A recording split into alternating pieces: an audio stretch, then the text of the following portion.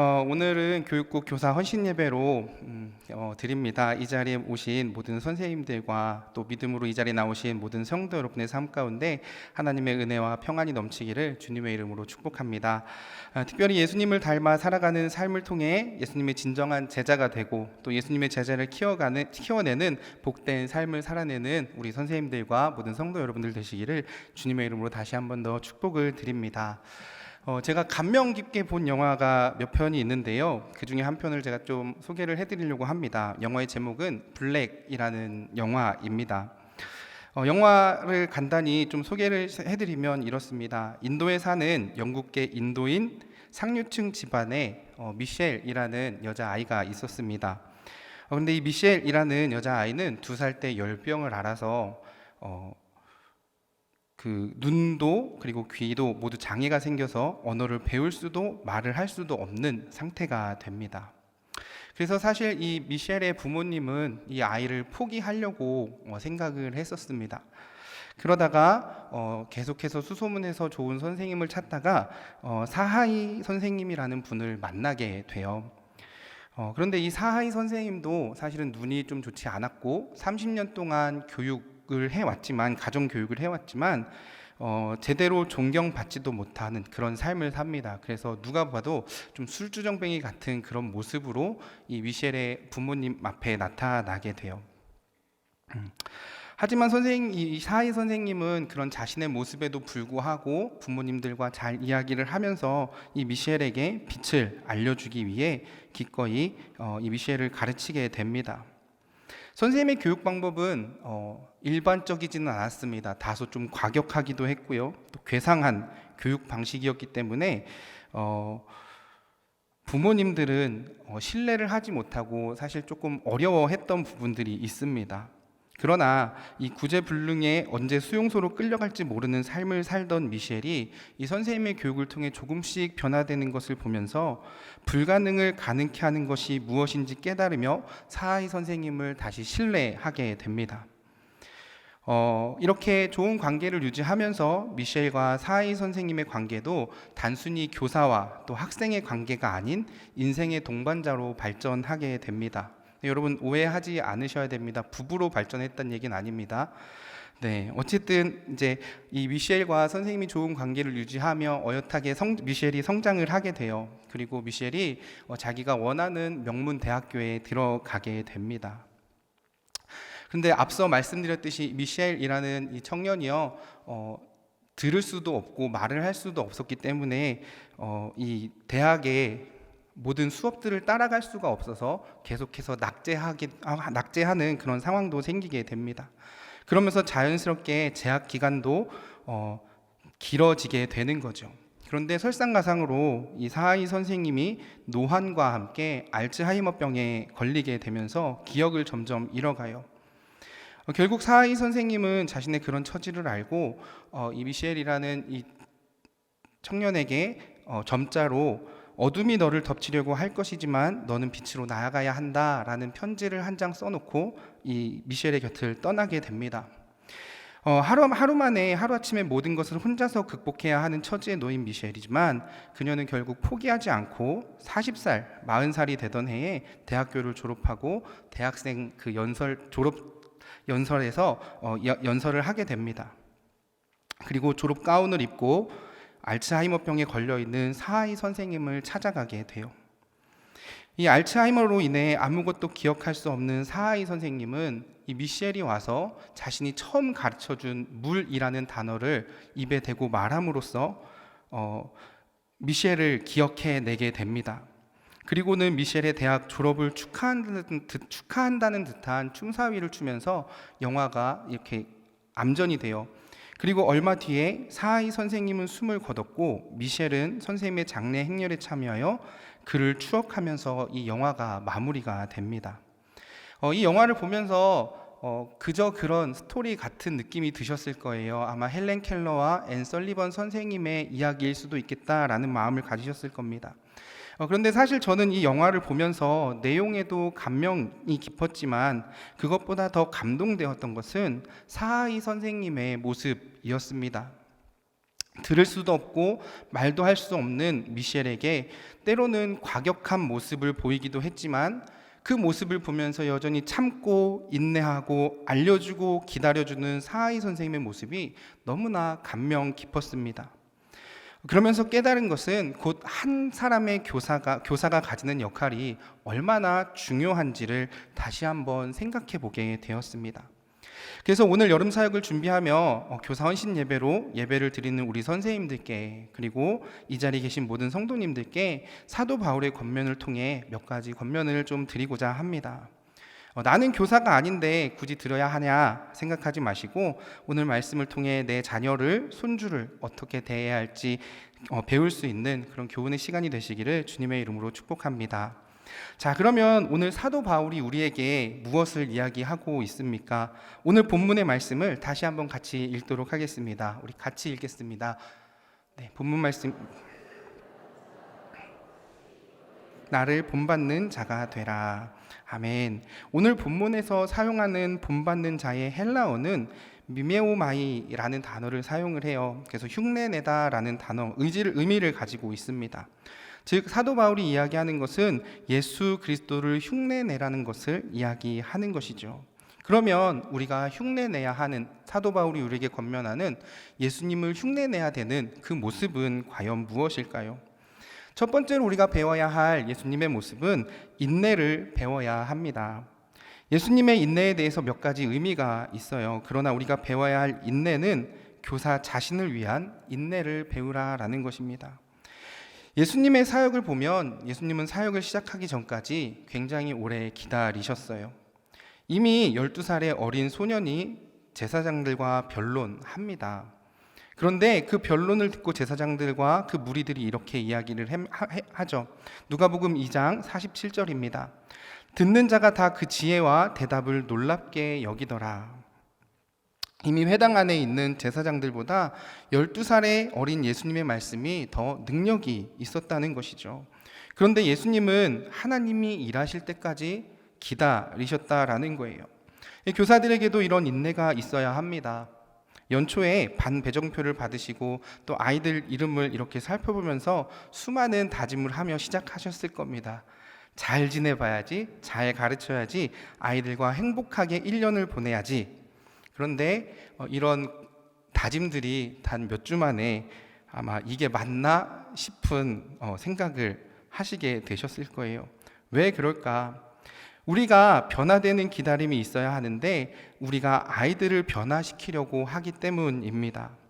그러나 교사가 기다려야 할 것은 내가 아이들을 변화시키는 것이 아니라 나는 뿌리고 하나님이 변화시키는 그 시간을 기다려야 한다는 거예요. 나의 열정이 앞서는 것이 아니라 하나님이 일하실 때까지 기다릴 수 있는 인내가 우리에게 있어야 한다라는 겁니다. 부모의 역할도 똑같을 겁니다. 아이들이 교회를 떠나는 이유는 간단합니다. 부모의 신앙에 아이들을 맞추려고 하기 때문입니다. 그러나 아이들을 위해 기다려주면 아이들은 변합니다. 그런데 무엇이 문제입니까? 교사인 내가, 부모인 내가 기다리지 못할 때가 너무 많기 때문입니다. 예수님도 기다리셨습니다. 능력이 있으셨지만 하나님의 때를 기다리셨습니다. 인내하셨습니다. 이것이 오늘 우리가 첫 번째로 사도 바울이 말하는 예수 그리스도를 본받는 모습인 겁니다. 그러므로 교사로 부모로 아이들을 기다려줄 수 있는 너그러운 마음을 가지고 살아가는 우리가 되기를 축복합니다. 사도 바울이 우리에게 말하는 예수님을 본받는 두 번째는 예수님의 소통을 배우는 것입니다. 예수님의 사역을 보면 예수님은 사람들과 소통하는 것을 즐겨 하셨습니다. 그래서 때로는 솔직하게 자신을 드러내시기도 하셨어요. 십자가에 달려 돌아가실 것을 제자들에게 알려주셨죠. 그리고 또 때로는 침묵하셨습니다. 그 이유는 경청하기 위해서입니다. 만난 이들의 아픔과 상처에 대해서 공감하셨고 그 이야기를 들으면서 아파하셨습니다. 그리고 때로는 성실하게 대답도 하셨죠. 바리새인과 서기관들이 예수님께 어느 계명이 크냐라고 물을 때 예수님은 그들을 무시하지 않으시고 성실하게 대답하셨습니다. 그리고 마지막으로 상대방의 자존감을 높여주셨습니다.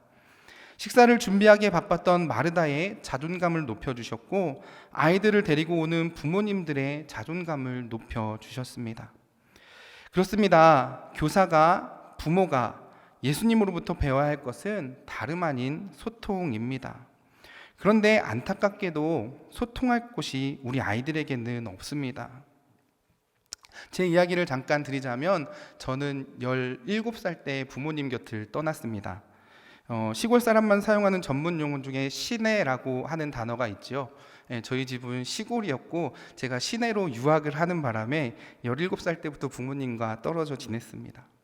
아침 6시 40분에 통학버스를 탑니다. 노란색 학원 버스 같은 걸 타는데요. 그 버스를 타고 큰 집에서 나서면 학원까지 다 돌고 새벽 1시가 되면 집에 들어갑니다. 큰어머니가 잘 해주셨고요. 종종 제가 들어갈 때까지 기다려 주셨어요. 그런데 그것이 저와 소통할 수 있는 창구는 아니었습니다. 그런데 제가 드림교회 아이들과 신앙생활을 해보면서 그리고 오늘 청년들의 삶을 보면서 느끼는 것은 이들이 치열한 삶을 살아가고 있지만 그 치열한 삶 속에서 어느 곳 하나 소통할 곳이 없다라는 거예요. 그래서 스마트폰에 빠지고 컴퓨터에 빠지고 심지어는 연애에 눈을 돌리고 거기에 모든 에너지를 다 쏟는다라는 거예요. 우리는 여기에서 교사의 역할, 부모의 역할을 알 수가 있습니다. 바로 아이들과 소통하는 것이 우리의 역할이라는 거예요. 어디에서도 쉽게 받지 못하는 소통, 컴퓨터가, 스마트폰이 주지 못하는 소통, 이성 친구가 주지 못하는 소통이 우리 아이들에게 필요하다라는 겁니다. 젊고 예쁘고 멋진 선생님, 아이들에게 필요할 수 있다고 생각할 겁니다. 그러나 아이들이 정말 필요한 건요, 자신들의 이야기를 들어줄 수 있는 소통해주는 선생님이, 부모님이 필요하다라는 거예요. 그럼 아이들과 소통하기 위해서 어떻게 해야 할까요? 아이들을 배워야겠죠. 청년들을 배워야겠죠. 제가 인스타그램이라는 SNS 계정이 있습니다. 그리고 이것을 통해서 릴스라고 하는, 그 유튜브에서 보면 쇼츠라고 하는 영상을 이 인스타그램에서는 릴스라고 하는데 그 동영상을 이렇게 볼 수가 있어요.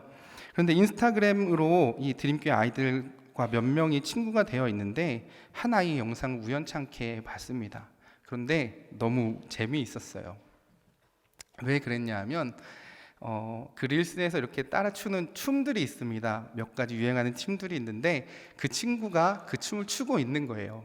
그런데 혼자만 추고 있는 게 아니라 아빠랑 같이 그 춤을 추고 있더라고요. 그래서 아이도 되게 귀여웠지만 아버지가 더 마음에 들었습니다. 역시 이런 아버지가 있구나라는 것을 느끼면서 이 아이는 참 행복하겠다라는 생각을 했습니다. 여러분, 이처럼 아이들이 좋아하는 것을 우리는 배워야 합니다. 아이들이 무엇을 좋아하는지 그것을 배워야 합니다. 그리고 두 번째는 아이들을 만나야 하겠죠. 아이들을 위해 시간을 내는 겁니다. 예수님은 수가성의 한 여인을 만나기 위해 아무도 움직이지 않는 시간에 오로지 한 여인, 그 여인을 위해서 시간을 내서 그 자리에 가셨습니다. 우리에게도 이것이 필요합니다. 그리고 마지막으로 함께 놀아줄 줄 알아야 합니다. 아이들이 하는 게임 꼭 같이 하라는 것 아니고요. 아이들이 알고 있는 연예인 이름 다 알라는 것도 아닙니다. 그러나 아이들과 함께 할 수 있는 것들을 우리가 같이 해주는 겁니다. 밥을 먹을 수도 있고요. 코노에 갈 수도 있을 겁니다. 코노가 뭔지는 아시죠, 여러분? 아시죠? 큰일 났네요. 코인 노래방입니다, 여러분. 동전 넣고 하는 노래방. 거기에도 한번 같이 가봐 주시고요. 아이들을 데리고 뭐 놀이공원이 됐든 바다가 됐든 갈 수 있지 않겠습니까? 아이들과 함께 놀아주는 것, 이것이 곧 소통입니다. 저는 이러한 노력이 우리 선생님들과 또 부모님들께 있었으면 좋겠습니다. 그렇게 하면 아이들이요 자연스럽게 따라오게 되고요. 또 이러한 노력으로 아이들과 행복한 믿음 생활이 될 수 있습니다. 그래서 이것을 기억하며 아이들과 잘 소통할 수 있는 우리 선생님들 그리고 부모님들 되시기를 주님의 이름으로 축복합니다. 마지막으로 사도 바울이 이렇게 권면하는 예수님을 본받는 세 번째는 예수님의 사랑을 배우는 겁니다. 교사 베이직이라는 책에 보면요, 교사의 역할에 대해서 이야기를 합니다. 그리고 그 9번째 챕터에 보면 진짜 사랑이라는 제목을 가지고 이정현 목사님이 글을 쓰셨거든요. 글 가운데 일부를 제가 읽어드리겠습니다. 지금 선생님들의 가장 중요한 역할은 이렇게 사랑에 목말라 있는 아이들을 찾아서 사랑해주면 되는 것입니다. 그래서 김인환 목사님은 선생님들에게 제발 가르치려 하지 말고 사랑하라고 말할 정도입니다.